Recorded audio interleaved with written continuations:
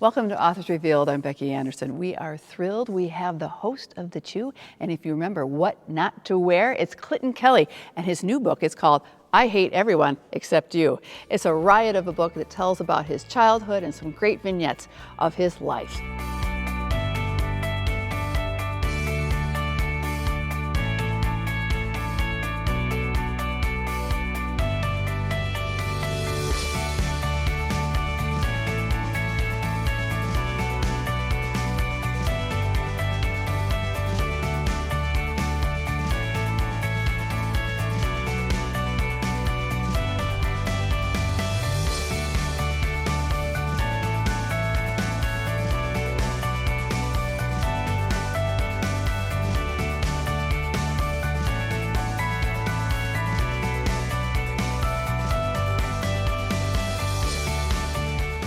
Welcome to Naperville and Anderson's. It's so wonderful to have you here. Thank you so much for having me. This book, I haven't, to tell you the truth, I read a lot and I haven't laughed this loud and long, or to myself, for a long time. Really? Oh my gosh, it was fantastic. Thank you, I'm flattered. And I love the way you put this together because, you know, so many books that you read when people will write about themselves. But this book, I felt like you were talking to me. Well, I was. That's what that's the whole point. Yeah, that's what the title's all about. It's yeah. like, the title is I Hate Everyone Except You, and Right. it's about those days when everybody's acting like a jerk except your best friend. Right. So you want to like tell them a story, and that's what the book is all about. I'm sort of telling you some stories from my life, and in a non-sequential order, and just random things too. It doesn't always have to be about how I became famous. Right, and I think you can learn more about somebody and get to know you better by those random things, and not in that linear way, because I didn't want to see the timeline of Clinton Kelly's life. You know, Yeah, I didn't want to write that. From day one, born. I didn't want to write that book. Right, right, and this had to be a lot more fun for you to write, too. It was. I mean, it was hard. I mean, writing is a different kind of energy. It requires a different kind of energy than hosting television. Because hosting television is all about, hey, welcome to the show, big energy. And then writing is all about sitting down and being quiet and calm and organizing your thoughts into sentences and paragraphs and a story arc with an arc and a flash forward and a flashback. So it was really hard to write this, but it was fun. I mean, and also when you write something that's funny, like you laugh the first time you write it, and then the third time you read it, you're like, this is not funny at all. And then the 10th time you go back and edit it, you're like, this is awful. That's why you need fresh readers, because it's true. It's like any joke, and even when you talk about the Joan Rivers joke in the book, and then when you hear it so many times, that joke still does crack me up. I know that is a pretty funny joke, and maybe you can relate that during the event when everybody's sitting here. Sure. But I just thought it was brilliant the way you put it together. And I was so refreshed because I've, read so many memoirs by other people, famous people and not so famous people, or, people who are, politicians or whatever, historical autobiographies. And this was fun. Well, thank you. I've read a lot of memoirs too, and some of them were very self-indulgent, and I was scared to death of seeming self-indulgent. So I appreciate that very, very much. So I want to know, where did the seeds for this start to grow? Was it your idea, or did somebody give you this idea that you needed to write something about yourself in your childhood and moving into adulthood? I started writing about myself and my childhood when I was about 21 or 22, so it was a long time ago. I was at Boston College, and I figured out my senior year at BC that I wanted to be a writer, and I felt like I made that decision too late in life. I mean, here I was thinking at 22, I can't make that decision now. I've already started studying other things, but I decided that I was going to go to journalism school. Right. So I went to Northwestern here. Went to Medill. Medill, exactly. Yeah. And I figured, I'll write about stuff and get paid for it, and then I'll write the Great American Novel on the side. So this was always, not that this is the Great American Novel, but I always thought about writing something like this. It's coming. Hey, look, it could happen. But I think the way you told it, though, and I think what everyone thinks about you, and they're going to even learn more about you, is how honest you are. Yeah. You are. And I think it's refreshing because you can tell when somebody's shading things and not being able to be interesting, because I think it's through your humor and your snarkiness and the different ways you put things out and how self-deprecating you are about yourself. It's really refreshing because I think we really see you. Well, yeah, I mean, this book is me, and that's, it's a little nerve-wracking sometimes to put yourself out there and some of your most important moments, whether they're embarrassing moments or romantic moments or, slutty moments or, but, we're all collections of these stories. So I thought, like, why should I be embarrassed about any of this stuff? I mean, why not? People have been opening up to me for years, so I might as well open up to them. And and it feels good. Yeah, and I think, there's a lot of people who write their memoirs, they censor too much stuff. Yeah. And so you're not getting the real them. Yeah, I think so. I mean, Yeah. I tried not to censor too much. Of course, I didn't want to embarrass any family members or Oh, anything. sure. So when it came to me, I was completely honest. Right. And I might have, left out some things that other people did to me. Right.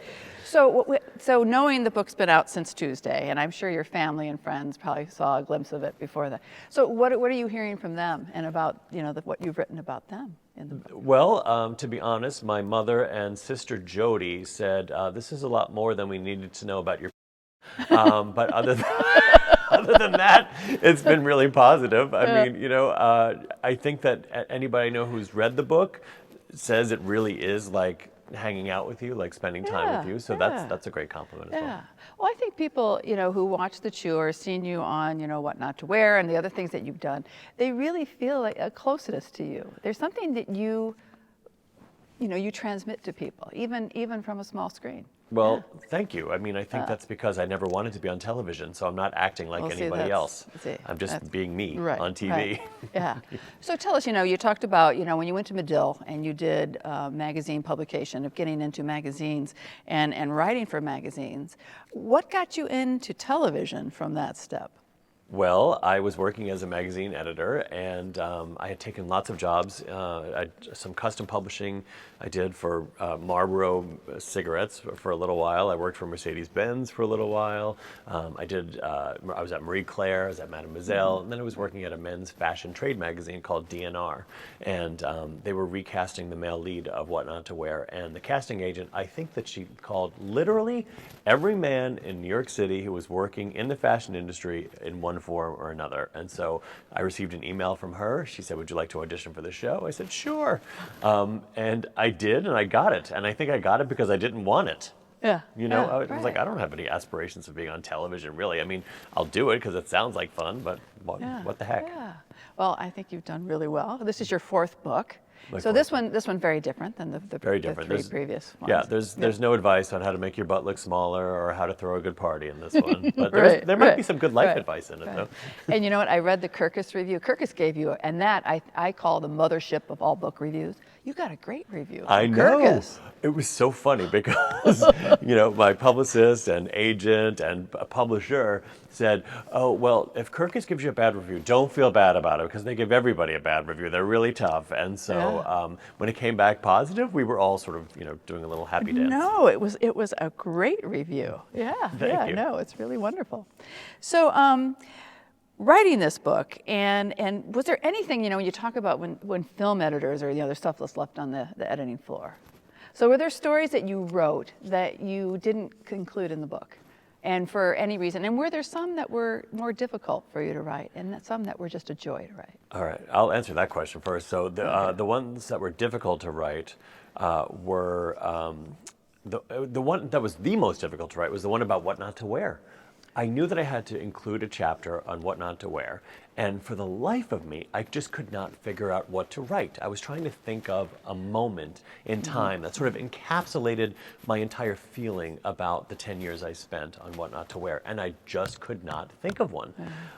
And so I decided to write a letter to a woman named Fanny, who was, the woman in my head who was the typical fan of what not to wear, and sort of tell her from my heart what that experience was like. But it was hard until I got to that point. As soon as I could imagine Fanny, then I knew exactly what I wanted to say to her about my time on what not to wear.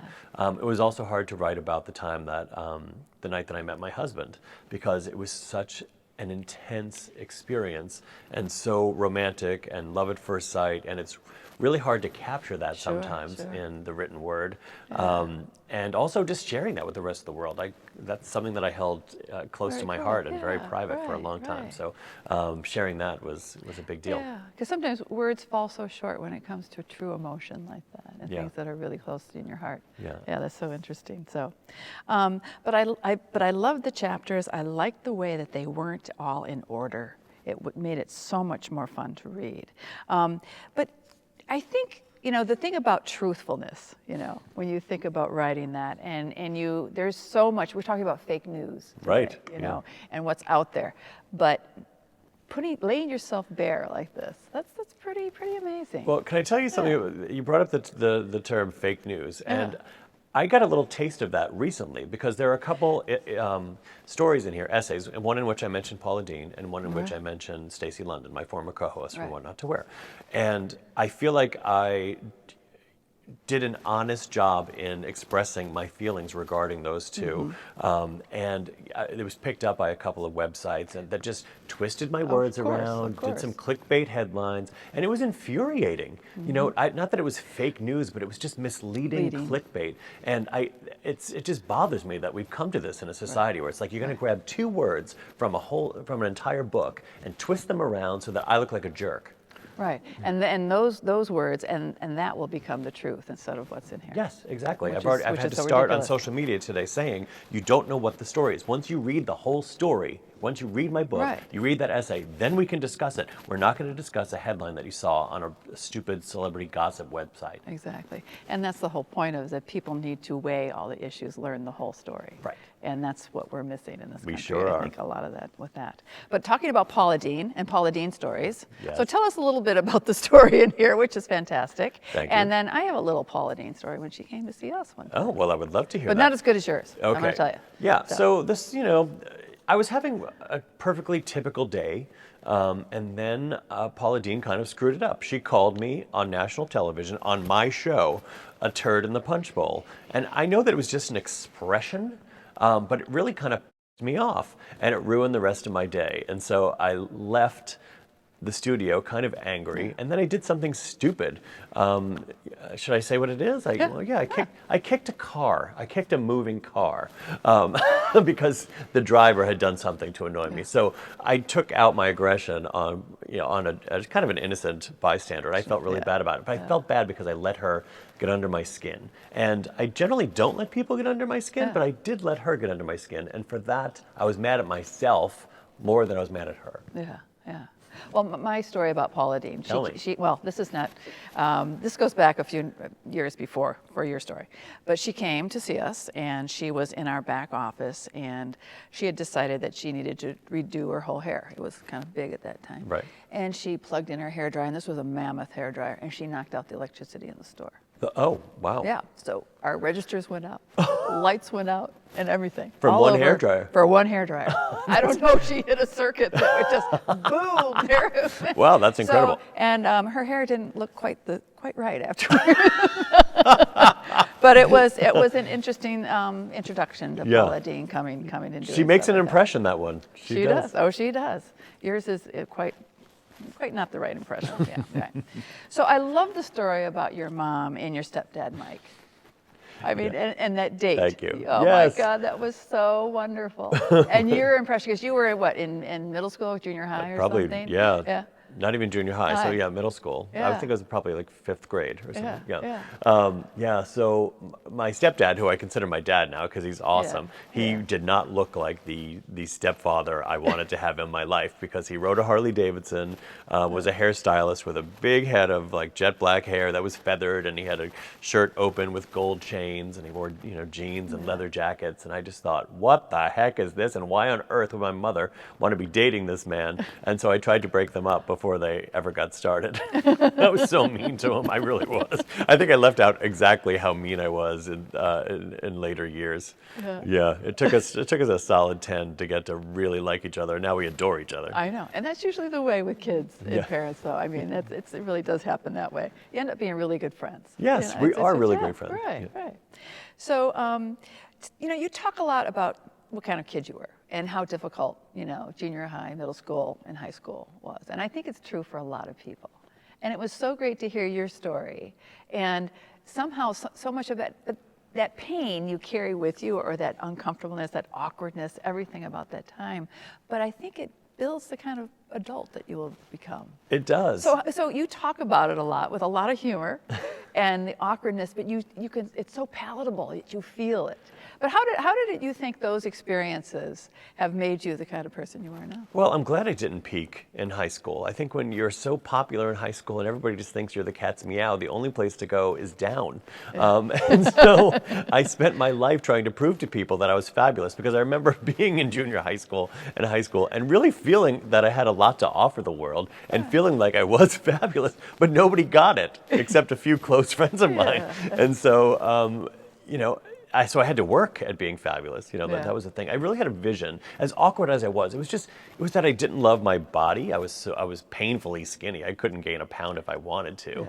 And I went through a very long awkward phase. And once I got over that, and once I realized that, I could have what I dreamed of having, which was a life in New York City, going to like fabulous parties and having a great apartment and, meeting cool people. Then you sort of look back at that time and you're like, oh, it all happened for a reason. Yeah, right. But I love your friends in this book. And these are friends who, like you said, those ones who you think you're fabulous, but it's those ones that stick by your side that are those true friends, those ones that will remain your friends for life. And you talk about a lot of them, and I love the mud bath scene. Yes, that's and Lisa. That is absolutely Lisa, and what a friend, and because those are the kind of experiences and those things that you do together that happen. They really are the stories that will never leave your memory. Right. When you've been friends with somebody continuously for 30 years, they're usually friends with you because they like you as a human being and you like them as a human being. And so you don't have to pretend to be anybody else. A lot of times people I meet who only know me from TV have a certain expectation of what I'm really like. But, somebody who's known me since the age of, puberty, we can really have fun together. Yes, exactly. So the story you talked about when you met Damon, and that was so beautiful. Thank you. Beautiful. Thank you. Yeah. It was a really special time. And it wasn't love at first sight. It was technically love at second sight. And I just knew right then and there that my life was going to change and forever. And I think very few people have that. But I think that if we can become attuned to these moments where you feel something in your gut, like it's there. And a lot of times we try to suppress that or ignore it. And it's there. And I think that we should listen to it. And that's when I learned that you really should listen to the universe, as I like to call it, saying, you're on a different path now, so let's go with it. And how did he feel about your telling of your meeting? And he felt good about it. I mean, he was... It's complicated. Okay. Because there's a certain part of it that we did decide to leave out, and I say that in the book. I say I'm going to end the story right here because the rest is personal and it's private. But he was fine with me telling my side of the story. Right. And I love the dedication in the book. So, I mean, when you and the little thing you said in the back, but I love the dedication. You, plural, know who you are. I can't imagine clinging to this enormous, minuscule, spinning sphere with anyone else. I thank my lucky stars for you every damn day. No lie. I just got a little misty-eyed when you read that. I love that. Thank you. I love that. Well, the people in my life who are important to me are so incredibly important to me. They've made me everything I am, and I appreciate that. But then also, too, I want to ask you about the end, and you talk about your grandma. Yeah. And you say, "Dear Grandma, I'm sorry for all the foul language. I hope you don't think less of me after reading this. Love, Clinton. P.S. I didn't tell any of our stories because I can't bear to share them with anyone. You're all mine." And we all have those stories. We do. That you can't share.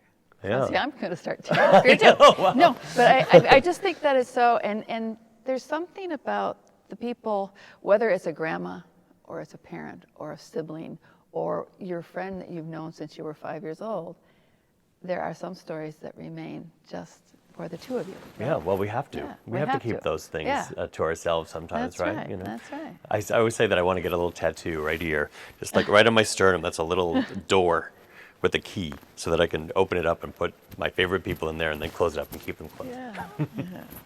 So, your weekend sitcom writing. Tell us a little bit about that. So, see, I'm going to... I did not sign up for this, Becky. I'm sorry. I didn't mean to do this either. So, but that was a riot, and I want to know when one of these is actually going to get produced. Well, I hope it does. That would be great. Yeah, this is one of those things that I've been doing since... I think, when I first moved to New York and I'd go visit my parents on the train, on the Long Island Railroad, and I would have about 2 hours on the train, and I would just carry a notebook with me all the time and just imagine different sitcoms and all these characters, and I'd create them and I'd write these sitcom scripts. And it just became a habit that I picked up. Oh, I've got a few hours, let me just imagine a sitcom. What would I create?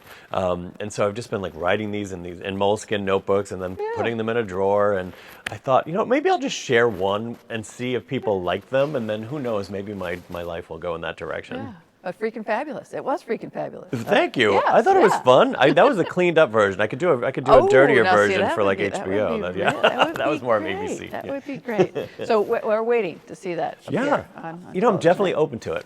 Okay, sounds good. So tell us a little bit about when you were at Medill. And what are your memories of Chicago and Northwestern and being in the Chicagoland area? Well, I remember being flat broke, most of all, to be honest with you, because I remember my apartment. I lived at 712 West Diversey. Okay, And, sure.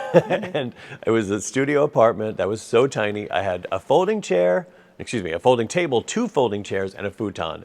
And that was it. That's all I owned, except some sweaters, Yeah. The Medill program was great. It was hard, though. I mean, what I loved about it was that the city of Chicago was our classroom. There was a semester where we basically would have to go out, find a story, come back to the newsroom, and then write it all up, submit it to our editor, the professor, and if they liked it, great, you could go home. You were done for the day. Yeah. But if you had to rewrite it, you'd have to stick around for as long as it took to get it sort of publishable.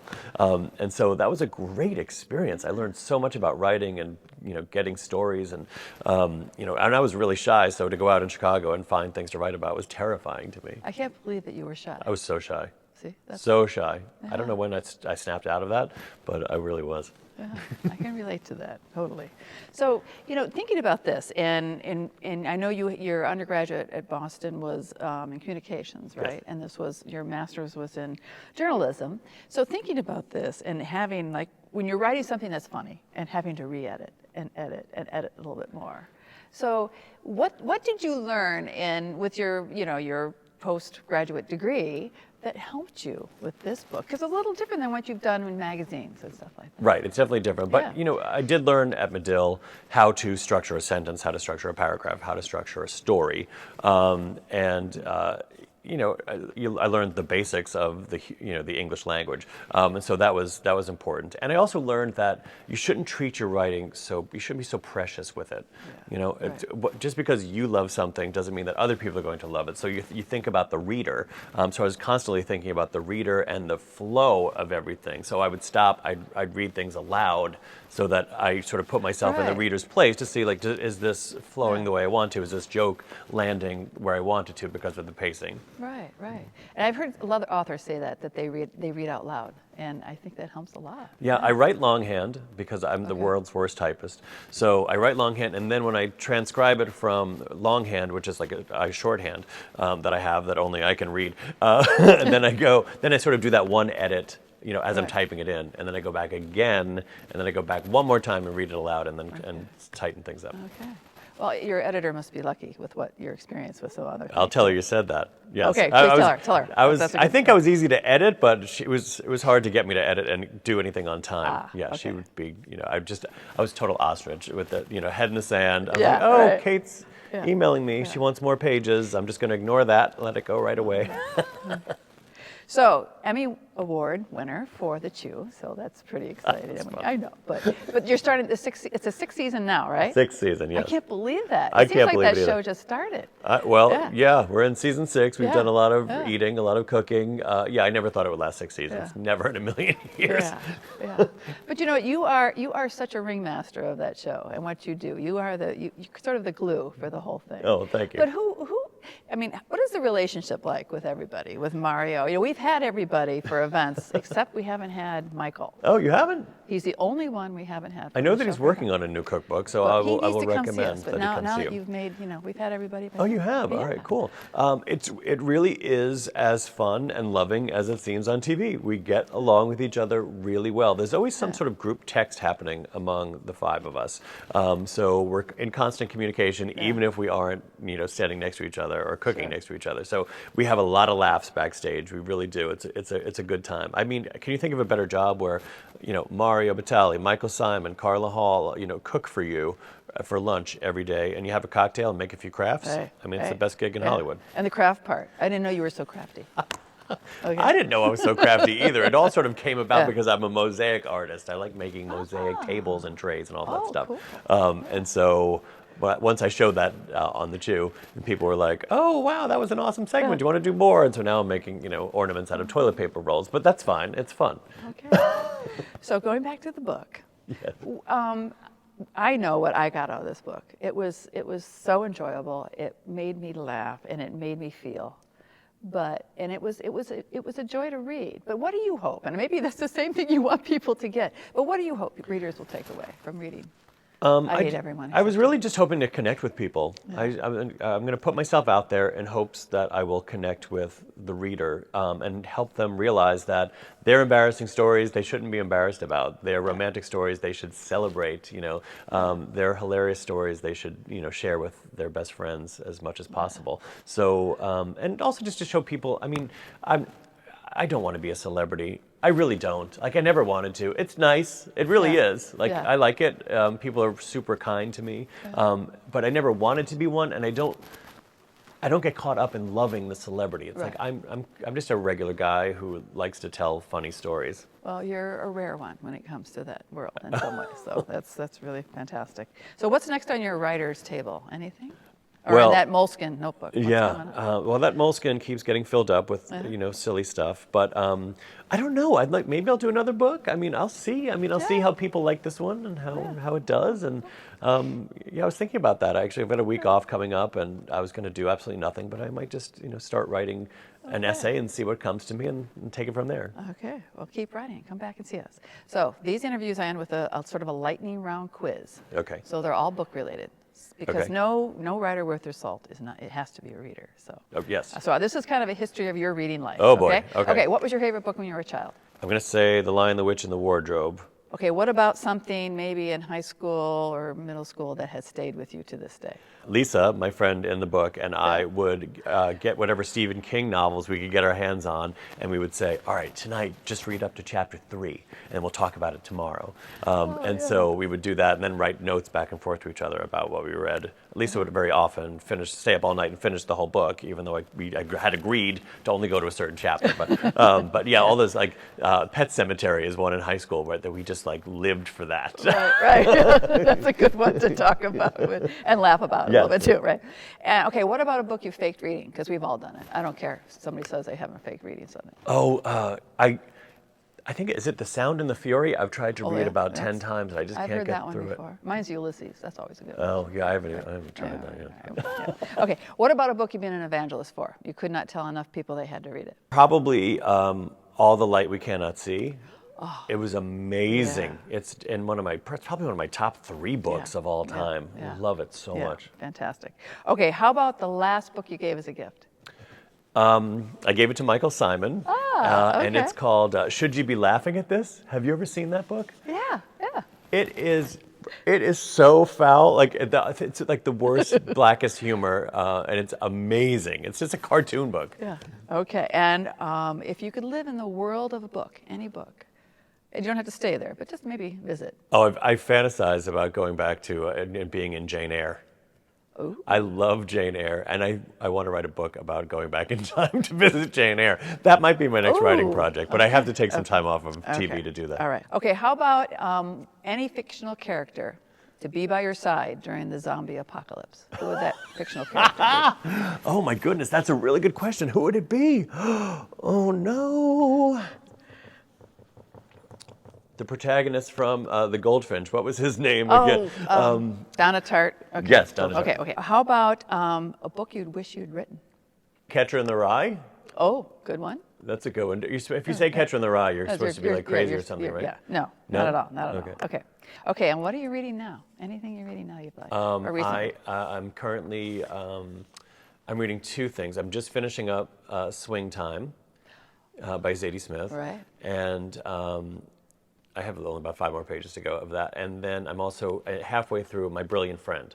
Oh, that's you're going to start the whole series then. Yes, Yeah, that's right. yeah, that's good. That's a lot. I see. I took a little pause, and I'm going to have to go back and try to remember all those characters again. But that's okay. Yeah, right. Okay, 100%, A+.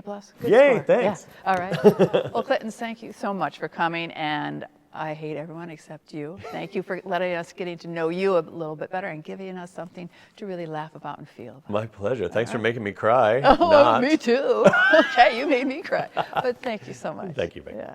If that conversation is any reason why you should read that book, it is. What a great book. This book will have you laughing out loud. It's Clinton Kelly's I Hate Everyone Except You.